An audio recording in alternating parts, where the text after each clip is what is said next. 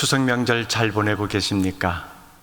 모처럼 흩어졌던 가족이 함께 모이니 참 반갑지요. 그간에 살아온 삶의 이야기를 나누면서 또 서로에게 위로가 되고 격려가 되는 유익한 시간이 될 수 있기를 바랍니다. 추석 명절에 빠지지 않는 인사말이 있지요. 더도 말고 덜도 말고 한가위만 같아라. 한가위의 풍성함이 우리의 팍팍한 삶을 조금이라도 좀 위로가 되었으면 좋겠다 하는 내용으로 그렇게 인사말을 건넵니다. 한가위의 풍성함과는 비교가 안 되는 하나님의 풍성한 은혜가 함께 모여 또 즐거움의 시간을 가지는 가족 여러분 모두에게 임하기를 원합니다. 여러분, 운전하시는 분들, 여러분의 운전 습관이 어떤지요? 때로는 급정거함으로 옆좌석에 앉은 사람으로부터 핀잔을 많이 듣기도 하지요. 저도 종종 그러지 않으려고 하는데 갑작스럽게 나타난 돌발 상황에 급정거, 급브레이크 밟다가 아내에게 많이 핀잔을 듣습니다. 운전 좀 제대로 하라고. 제대로 하려고 하는데 언제나 제게는 이유가 있어요. 이건 돌발적 상황이야 라고 하는 겁니다. 여러분, 운전할 때 제일 중요한 것 많이 있겠지만은 가장 중요한 것, 대부분의 운전자들은 안전거리라고 여기고 있습니다. 교통사고 여러 원인들로 인해서 발생되고 있는데 안전사고 미확보로 인해서 일어나는 교통사고가 전체 사고의 10% 이상을 차지하고 있다고 합니다. 그래서 그런지 고속도로를 운전하다 보면은 도로 주변 곳곳에 안전거리 확보 이런 표지판을 세워놓은 것을 볼 수가 있습니다. 고속도로에서 적정 안전거리라고 하는 것은 내가 지금 주행하고 있는 차량의 속도, 이 숫자만큼의 거리를 유지한다라는 것을 의미한다 그래요. 예를 들면 시속 100km로 내가 운전을 하고 있다 그러면 안전거리는 100m를 최소한 유지해야 된다 하는 겁니다. 최소한의 거리라고 합니다. 그런데 대부분 이 최소한의 거리는 거의 무시되고 있습니다. 그러면 시내 주행은 보통 60km로 주행하도록 일반적으로 그렇게 되어 있는데 60m 앞차와의 거리가 유지되고 있나요? 거의 없습니다.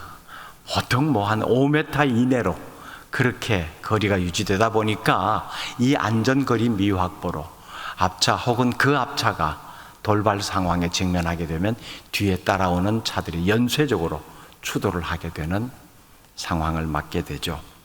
이 안전거리는 사람 사이에서도 필요하다라고 하는 것을 우리가 지난 코로나 팬데믹 상황 속에서 실감했지요. 예배 자리에서 앉아있는 의자에 사람과 사람 사이 안전거리를 위해서 스티커를 붙여놓고 스티커 붙인 자리에만 앉으세요 라고 했던 적도 있습니다. 혹여 감염될까봐 그랬던 거죠. 그때 사람과 사람 사이의 적정 거리는 2m로 정했던 것을 기억하고 있습니다. 이 안전거리는 굳이 질병 때문이 아니라 하더라도 사람과 사람 사이의 적절한 거리 유지는 우리가 사회생활을 하면서 살아가는 방법 중에 하나라도 여기고 있습니다. 사람과 사람 사이의 거리 너무 가깝게도 말고 너무 멀게도 말고 적정 거리를 유지해야 된다. 누군가를 가까이 했다가 어려움을 당한 경험이 있다면 이 거리는 더더욱 유지하려고 애를 쓰지요. 물론 관계 속에서 가까이 해서는 안 될 사람이 분명히 있기도 합니다. 그래서 사람 너무 가까이 하지 마라. 어른들의 조언도 계속해서 이어지고요. 오늘 본문에도 이 안전거리를 잘 유지하면서 상황 속에 있는 사람이 있습니다. 바로 예수님을 누구보다도 잘 따른다라고 스스로도 주변의 사람들로도 다 그렇게 인정하는 사람입니다. 베드로입니다. 대제사장 가야바와 서기관, 장로들이 예수님을 죽이기 위해서 밤에 모였습니다. 이 상황 속에 제자들은 겁을 먹고 다 도망쳐 버렸습니다. 하지만 베드로는 그래도 자기가 맡은 역할이 있고 자기가 그동안 사람들로부터 받은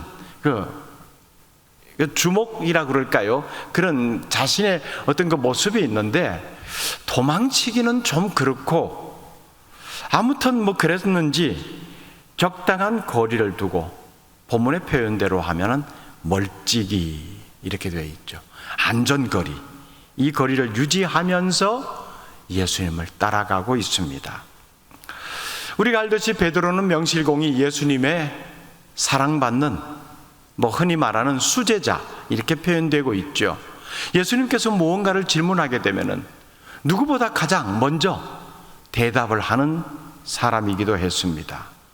그러다 보니 너희는 나를 누구라고 하느냐라고 하는 이 질문에 베드로는 가장 먼저 그리고 가장 정확한 내용으로 고백을 했습니다. 이 고백으로 인해서 예수님으로부터 굉장한 칭찬도 받았지요. 더 나아가서 주님께서 죽는 자리까지라도 저는 함께 하겠습니다. 그만큼 주님을 향한 충성심도 드러내 보였습니다. 그런데 오늘 본문에는 그런 베드로의 평소의 모습과는 사뭇 다릅니다. 이거 베드로가 맞나?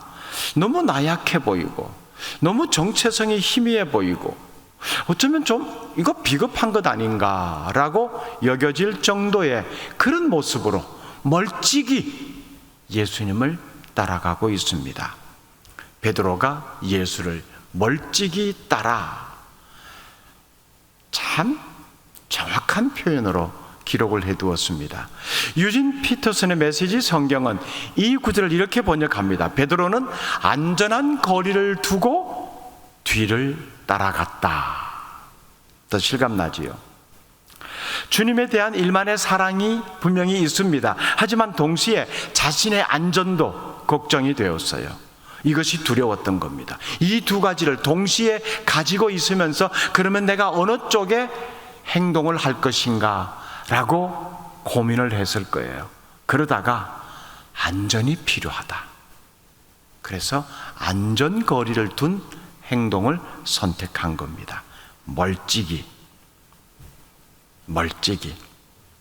사실 이 거리는요, 사람과 사람 사이에서도 심리적으로 굉장히 좀 안정을 유지할 수 있는 거리입니다. 분명히 저 사람이 날 해코지할 것으로 여겨지는데 적당한 거리를 두면은 내가 그 거리가 좁혀오기 전에 뭔가 방어 조치를 취할 수도 있고 그럴 수 있잖아요. 그래서 이 멀찍이라고 하는 표현은 모든 관계성에서 안전을 유지할 수 있는 참 적절한 거리입니다. 주님과의 관계에서도 마찬가지입니다. 주님을 멀리 떨어져서 있는 것도 아닙니다. 적절한 관계를 맺을 수 있는 최소한의 거리이면서도 이 관계 때문에 손해를 볼 수 있다, 어려움을 당할 수 있다라고 할 때는 자신의 안전을 지킬 수 있는 그 거리이기도 합니다. 그러면 베드로가 이 거리를 택하고 그렇게 행동하고 있는 이유가 무엇일까요? 상당히 현실적입니다. 신변의 위협이 있었던 겁니다. 두려움이 있었던 거죠. 실제적으로 겟세마네 동산에서 그 의협심과 예수님을 향한 충성심이 작동해가지고 칼을 빼서 한 병사의 귀를 잘라버리는 일도 있었잖아요. 이 사건을 로마 병사들은 기억하고 있단 말이에요. 아마 희미한 밤이었어도 얼굴 정도는 대충 기억하고 있지 않았을까. 그러면 이 상황 속에서 자신을 누군가 한 사람이라도 알고 있으면 굉장한 위험한 상황이 되는 거죠. 신변의 위협, 이로 인한 두려움이 가장 큰 이유였을 것으로 여겨집니다. 그러므로서 이 적절한 거리를 두면서 자신과 예수님의 관계가 어떤 것인지 이걸 살짝 가리는 겁니다. 나 예수님의 수제자야. 내가 예수님을 끝까지 곁에서 지킬 거야. 감옥에까지라도 내가 함께 갈 각오와 준비가 되어 있어. 했던 이 관계로 인해서 당신이 예수님과 그런 관계 아니야? 라고 누구 한 사람이라도 알아차리고 묻는다면 굉장히 곤경에 빠지게 되는 겁니다. 그래서 이 거리를 유지함으로써 자신이 예수님의 신뢰받는 제자라고 하는 신분을 살짝 가리는 겁니다. 정체성을 숨긴다는 거죠. 여러분, 정체성을 숨기는 것은 숨기는 자체로 끝나지 않습니다. 정체성을 스스로 가려버리고 숨겨버리면은 그로 인해서 파생되는 상황 속에서 거짓말하기가 너무 쉽습니다. 그리고 적정선에서 타협이 쉽게 이루어져요. 정체성을 숨긴다는 것은 그렇게 또 다른 위험성이 언제나 따라오도록 되어 있습니다. 결국 베드로는 이 멀찍이라고 하는 거리 때문에 이어지는 내용 쭉 살펴볼 때 우리가 잘 아는 내용이지만은 불을 쬐다가 하찮은 여종이 당신도 예수님과 한패인 것 같은데 어디서 본 듯한 얼굴인데 말투가 보니까 이 예루살렘에 사는 사람 같지는 않고 분명히 내 기억이 맞다면 당신도 예수님의 제자가 맞아 라고 하는 이 질문에 아니라고 부인하잖아요. 정체성을 숨겼습니다. 그 숨김으로 인해서 자신이 거짓말을 쉽게 하게 되었습니다. 한 번도 아니고 3번씩이나 이제 기어이 부인하고 맙니다. 결국 베드로가 예수님을 3번씩이나 모른다라고 하는 이 엄청난 사건의 발단은 하찮은 겁니다. 멀찍이 여기서 출발된 거예요. 적당한 거리, 좋은 표현으로 안전거리를 유지했기 때문입니다. 그렇습니다. 주님과 나 사이에 틈이 생긴 거죠. 이 틈이 생기게 되면은 사탄이 일하는 공간이 됩니다. 그 공간을 만들어주는 거예요. 지금도 예수님을 믿는다고 하면서 많은 사람들이 바로 이와 같은 모습을 가지고 있는 것을 봅니다. 멀찍이 안전거리 유지하면서 예수님을 따라가고 있다는 것입니다. 이렇게 멀찍이 예수님을 따르는 사람들의 특징이 있습니다. 멀찍이니까 결코 어떤 상황, 관계 속에 깊이 들어가지 않는 거죠. 그러니까 언제나 상황이 내게 불리하다면 등을 돌릴 수 있습니다. 도망갈 수 있는 준비가 되어진 거리가 멀찍이에서 나오는 겁니다. 이게 뭔가 하면은 상황이 좀 어렵다, 힘들다라고 하면은 주님을 향한 헌신도가 쉽게 무너져 버리는 겁니다. 나 그거 안 할래. 너무 힘들어. 지금은 안 돼. 내가 너무 바빠. 멀찍이에서 나올 수 있는 생각입니다. 결국 베드로도 호언장담했던 그 충성심, 어이없심 다 사라져버리고 금방 도망가잖아요. 등을 돌리잖아요. 또한 멀찍이 예수님을 따르는 사람은요, 삶의 모든 영역을 우리 주님 앞에 그대로 내려놓지 않습니다. 물론 입술로는 모든 것이 주님께로부터 왔습니다라고 얼마나 유창하게 잘 고백을 할 수도 있습니다. 그렇지만 그 중에 일부를 드리면서 모든 것이 주님께로부터 왔습니다라고 고백하잖아요. 사실은 일부를 드리는 거지만 이 고백을 통해서 모든 것을 주님께 드립니다라고 하는 것인데, 입술로 고백은 그걸로 끝나는 것이고 그 중에 일부를 드리는 것조차도 굉장히 불편해합니다. 인색합니다. 하나님 나라 백성입니다라고 어디 가서 자부심을 가진 것처럼 얘기하지만은 하나님 나라 백성의 가치관은 찾아볼 수가 없습니다. 여러 주변 상황을 통해서 혹은 예배 자리를 통해서 들려지는 설교 말씀을 통해서 우리가의 삶이 조금 더 주님 앞으로 한 걸음씩 가까이 나아가야 됩니다 라고 말씀을 듣지만은 그게 부담스러운 거예요. 적당히 믿어야 돼. 너무 가까이 가면 위험해. 힘들어질 수 있어. 이렇게 생각하는 겁니다. 예수님을 조금 더 가까이 따르면 당연히 현실적으로 계산되어지는 것이 있습니다. 재정적으로 어려워질 수 있어. 세상의 친구들과 멀어지는 상황이 될 수도 있다. 이것 때문에 내가 주변 사람들로부터 비난도 받을 수 있다. 그러면 내가 세상살이가 힘들어지는 건데, 이런 생각이 드는 거죠. 그러면서 자꾸 안전거리 유지하는 것이 필요해 하는 겁니다. 직장 생활하면서도 내가 예수 믿는다는 것을 공개적으로 나 스스로 밝힐 것인지 계속해서 숨길 것인지 고민하는 경우를 많이 보게 됩니다. 왜 고민할까요? 믿는다라고 밝힐 때 이로 인해서 내가 유익이 될 것인가, 손해가 생길 것인가, 이걸 계산하기 때문입니다. 그러니까 유익이 된다면 당연히 밝히죠. 그리고 손해가 된다면 안 밝히고 싶은 겁니다. 이게 안전거리를 유지하고 싶은 심리에서 나오는 거예요. 여러분, 언제까지 그렇게 주님과 일정한 거리, 그 안전거리를 두며 세상과 적당히 타협하는 삶을 살아가시겠습니까? 오늘 우리에게 정말 필요한 것이 있다면 그런 지금까지 혹은 지금의 이 어정쩡한 삶에 대한 진실하고 통렬한 참회입니다. 하나님의 백성, 어정쩡한 모습을 요구하지 않습니다. 하나님 나라 가치관, 안전거리에서 이 가치관을 가져라라고 말하지 않습니다. 하나님 나라 백성, 하나님 나라 가치관은 주님과 아주 밀착되어 있는 관계 속에서 나오는 모습이고 생각들입니다. 손해와 위험이 따를 것이 분명히 보여지지만 그걸 감수하고서 더 주님 곁으로 가까이 다가서는 것이 주님을 따르는 모습입니다. 주님의 제자가 되기를 원합니다. 제자가 되기 위한 여러 가지 많은 프로그램에 동참도 해봅니다.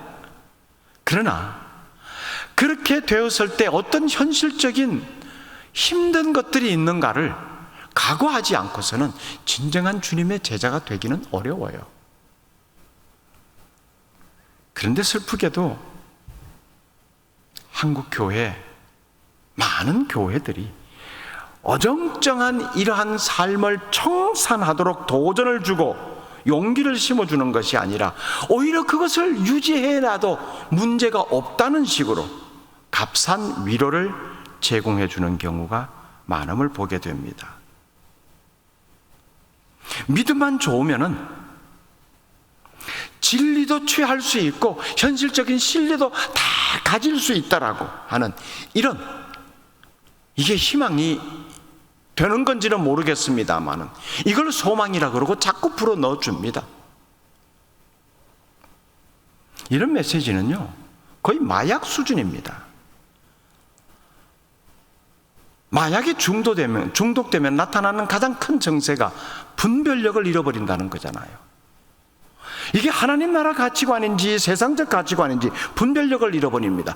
이것도 괜찮은 거고 이것도 좋은 거야. 그럼 어느 것이 진짜 좋은 건지 분별력을 잃어버리게 되는 거예요. 예수님도 제자들이 잘못된 생각을 하고 넘어질 때 용서해 주셨습니다. 또 바로 설 때까지 기다려주기도 하셨어요. 하지만 어정쩡한 삶을 살아가는 모습 결코 용납하지 않으셨습니다. 그러니까 나를 따라오려거든, 이 말씀을 하시면서 따라오는 말들, 이거 정말 현실적으로 어려운 것들 아닙니까? 버려야 되는 것도 많고 부인해야 되는 것도 많고요. 나를 따라오려거든 그것이 각오가 되어야 된다. 그건 내가 현실적으로 가지고 있어야 될 것들이에요. 인간적 관계 속에서, 현실적 살아가는 삶 속에서 안전거리 속에 두어야 할 것들입니다. 근데 그것을 과감히 제거하라는 거예요. 그거 제거해버리면 안전거리가 없어집니다. 주님은 바로 그거예요. 나를 따라오려거든 그런 안전거리를 다 버려야 된다, 그거 거리 좁혀야 된다, 이 의미의 말씀이거든요.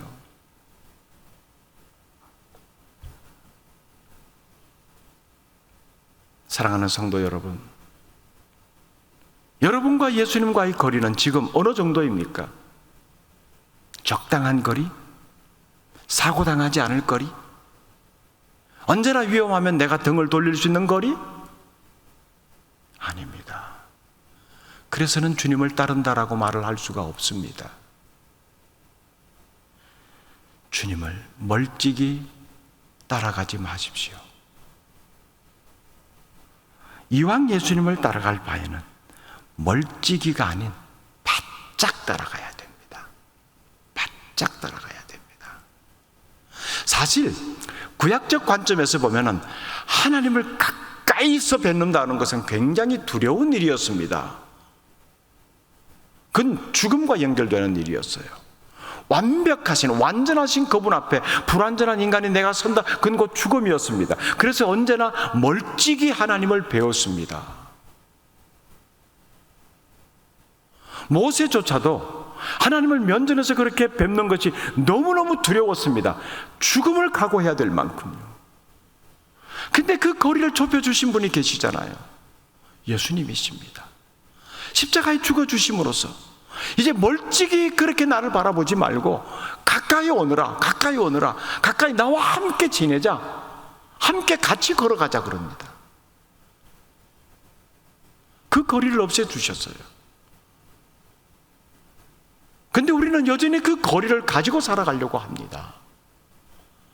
그러니 그 거리 속에서 온갖 하나님이 기뻐하시지 않는 일들이 일어나는 거예요. 그런 일들도 선택을 하고요.